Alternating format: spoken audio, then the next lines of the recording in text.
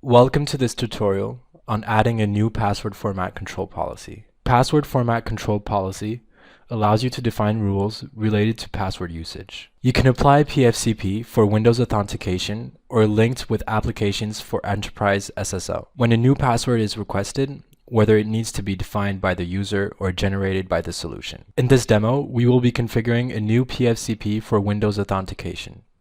This will allow you to define a more secure policy for your users. First of all, open your EAM console and click on the Account and Access Right Management window. Right-click on the folder you wish to add your PFCP object and click on Password Control Policy in the New menu. Name your new PFCP. If you click on this PFCP, you will be able to configure the set of rules you wish to apply. You can choose the length of the password, which characters are allowed or excluded. Keep in mind that PFCP parameters you set for Windows authentication must be aligned with Windows password policy in Active Directory. Therefore, PFCP parameters should be at least equivalent to Windows password policy in Active Directory, or more restrictive, so that password generation will be accepted by Active Directory. The password format control policy gives you full control over the format users must respect when requested for a new password. The PFCP feature integrates security options, similar to Microsoft Password Complexity Parameter, such as forcing users to enter characters from at least 3 different types of characters. You can test your PFCP to check if it fits your need.